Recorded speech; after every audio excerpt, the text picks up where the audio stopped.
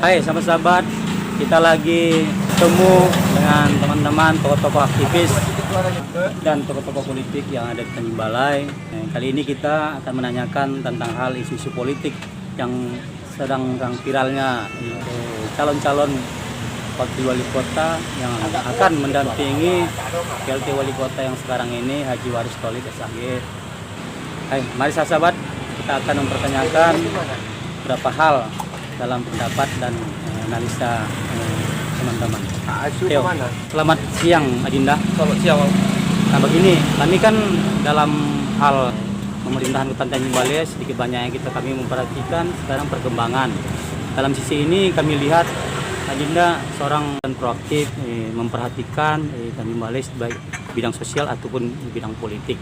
Menurut Adinda secara pribadi, kriteria seorang pendamping yang harus mendampingi Waris Tholib 3 tahun ke depan? Iya, menyangkut siapa yang berhak dan kompeten mendampingi PLT saat ini, mungkin itu menjadi ranah bagi partai pengusung.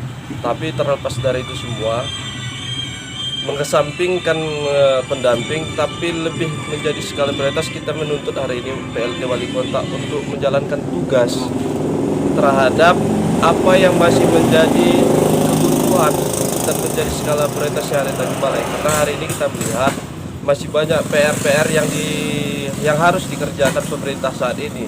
Jadi terlepas siapa pendampingnya, kita yakin bahwa masih banyak masyarakat Tanjung Balai yang kompeten atau masyarakat Tanjung Balai yang cukup mampu menjadi pendamping. Tapi terlepas dari itu semua, hari ini kita lebih mengedepankan dan meminta PLT seharusnya lebih proaktif dan lebih paham bahwa hari ini masih banyak PR. Jadi lebih utama kita menuntut PLT fokus pada hal-hal yang masih terkendala di masyarakat seperti pembangunan, dunia pendidikan, kesehatan, ataupun perekonomian. Terlepas dari itu semua, siapapun pendampingnya kita yakin bakal bisa menopang PLT saat ini. Tapi tetap jadi catatan kita berharap PLT lebih fokus terhadap apa yang menjadi tugasnya yang harus diutamakan hari ini. Karena kita melihat terlalu banyak hari ini PLT terlalu menjalankan hal-hal yang seremonial atau terlalu masih menikmati euforia sebagai PLT.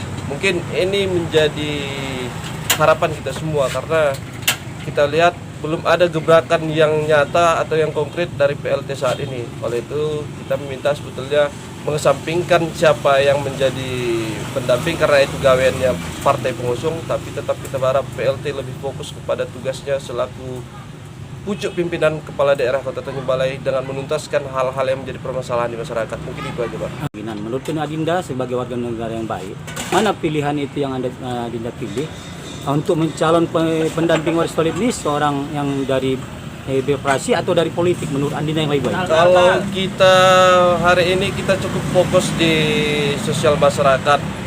Ada 4 barometer yang menjadi persoalan kita di masyarakat itu, yaitu dunia pendidikan, kesehatan, pembangunan, dan perekonomian. Nah, tentunya kita berharap pendamping Bang Waris ini adalah orang-orang yang kompeten di bidangnya, baik itu yang mampu secara pembangunan, perekonomian, atau paham di dunia kesehatan dan pendidikan, yang bisa konsen memajukan taraf masyarakat, baik itu tadi pembangunan, perekonomian, kesehatan, dan pendidikan, yang bisa membantu PLT di 4 item itu. Saya rasa kalau salah satunya atau keempat-empatnya bisa dijalankan dengan kompeten, siapapun orangnya pasti adalah orang-orang yang terbaik yang bisa menjalankan itu, bisa membantu kemajuan Tanjung Balai. Jadi kita tidak menyebutkan siapa namanya, tapi siapapun orangnya yang bisa salah satunya menyokong Bang Waris atau PLT di dunia pendidikan, kesehatan, pembangunan atau pendidikan, saya rasa bisa membawa arah Tanjung Balai yang lebih baik.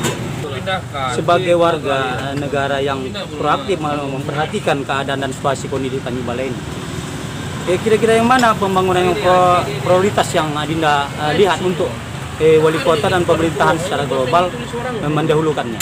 Tentu kita berharap dan jadi skala prioritas itu adalah aspek pembangunan, karena dengan pembangunan tentunya akan memperlancar juga perekonomian. Karena kita lihat masih banyak akses jalan, contohnya pembangunan kantor-kantor atau fasilitas publik yang masih jauh dari kata layak. Kita berharap dengan pembangunan bisa meningkatkan perekonomian dan menopang aspek lain seperti prasarana pendidikan maupun kesehatan. Jadi kita berharap ada skala prioritas yang dijelaskan oleh PLT khususnya dalam bidang pembangunan, karena hari ini kita lihat akses jalan utama beberapa kota Tanjung Balai ini mengalami kerusakan. Jadi tentunya kita berharap pembangunan cukup merata di Tanjung Balai ini, dan itu adalah PR utama dari seorang PLT untuk saat ini. Makasih Adinda. Oke, sahabat-sahabat, itulah tadi bincang-bincang kita dari beberapa tokoh aktivis proaktif yang dalam memperhatikan kota Tanjung selama ini. Semoga apa yang dikatakan mereka adalah buatan baik dari para pemangku jabatan politik di kota Tanjung Balai. Oke, kita tunggu selanjutnya yang akan kita jumpai pada tokoh-tokoh politik atau tokoh masyarakat di kota Tanjung Balai. Jangan lupa subscribe, like untuk channel kita Hairul Tamunan.